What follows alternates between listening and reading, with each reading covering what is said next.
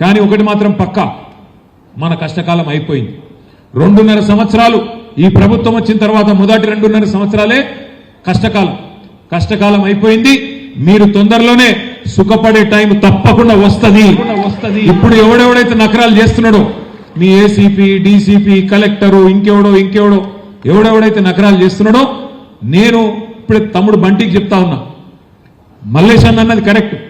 మనం అధికారంలోకి వచ్చినాక వెంటనే ఈ కసి ఉండదు. ఏమవుతుంది అధికారంలోకి రాగానే? రంగారెడ్డి జిల్లాలో అరాచకం చేసినోడు నల్గొండకు పోతాడు అధికారి, నల్గొండలో అరాచకం చేసినోడు ఇక్కడికి వస్తాడు. నేను మీ ఓన్నే సార్, అట్లా సార్, ఇట్లా సార్ అని మళ్ళీ మనలో చుట్టే తిరుగుతారు, నాకు తెలుసు. కానీ మీరు చెప్పింది కరెక్ట్. మన కిషన్ రెడ్డి గారు, మల్లేష్ అన్న ఇద్దరు చెప్పింది కరెక్టే. ఈ కసి ఆ రోజు ఉండాలి అంటే ఇప్పటి నుంచే మనం ఖచ్చితంగా వాళ్ళు ఎవరు, ఎక్కడ ఉన్నారు ఇవన్నీ రాసి పెట్టుకోవాలి. పెట్టుకొని ఒక్కరిని కూడా వదలకుండా వారికి జవాబు చెప్పే బాధ్యత నాది అనే మాట నేను విజ్ఞప్తి చేసుకుంటా ఉన్నా.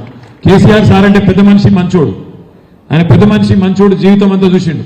కానీ నేను ఇట్లాంటి దుర్మార్గ పాలన జీవితంలో చూడలేదు. నేను కూడా చూసిన, చాలా మందిని చూసినాం ప్రభుత్వాలను. చంద్రబాబు నాయుడు గారిని చూసినాం, రాజశేఖర రెడ్డి గారిని చూసినాం, రోషయ్య గారిని చూసినాం, కిరణ్ కుమార్ రెడ్డి గారిని కూడా చూసినాం. ఆ తర్వాత మన నాయకుడు కేసీఆర్ గారి పరిపాలన చూసినాం.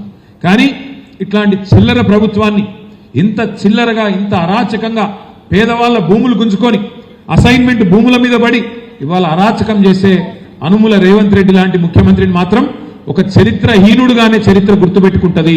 తెలంగాణ సమాజం చీత్కరించే రోజులు తప్పకుండా వస్తాయనే మాట నేను మీకు విజ్ఞప్తి చేస్తా ఉన్నా. మొన్న నేను మా సబితక్క విద్యార్థుల మీటింగ్కి పోయినాం తెలంగాణ భవన్లో. పోతే ఒక విద్యార్థి సోదరుడు మాట్లాడుతూ అన్నాడు, అన్నా చాలా మంది నాయకులు వస్తారు పోతారు, నిన్నటిదాకా ముఖ్యమంత్రిగా పనిచేసిన ఒక నాయకుడు ఆంధ్రప్రదేశ్లో ఇవాళ ఆయన కేబీఆర్ పార్క్లో నడుస్తుంటే ఆయనను పలకరించినోడు కూడా లేడు అని చెప్తా ఉంటే సబితక్క చెప్పింది, ఆయననే ఎవడన్నా పలకరిస్తాడో ఏమో కానీ రేవంత్ రెడ్డి పదవి కాలంకి దిగిపోయిన తర్వాత మాత్రం కూర్చున్న కుక్క కూడా లేవదు, ఆయనకి మాత్రం ఎవడు సల్యూట్ కొట్టేటోడు మాత్రం ఎవడు ఉండడు. ఇది వాస్తవం. ఇది అధికారంలో ఉన్నప్పుడు కొంత ఉంటది బిల్డప్, కానీ అధికారం పోయిన తర్వాత నువ్వు చేసిన అరాచకానికి ప్రజలు సమాధానం మామూలుగా చెప్పరు అనే మాట కూడా నేను విజ్ఞప్తి చేస్తా ఉన్నా. ఇవాళ ఇబ్రహీంపట్నం అయితేనేమి, ఖ్యాతన్పల్లి అయితేనేమి, ఖానాపూర్ అయితేనేమి 2 నెలల పాటు తిప్పి ఇబ్బంది పెట్టి కిషన్ రెడ్డి గారు నాకు ఒక 10 సార్లు మాట్లాడినారు.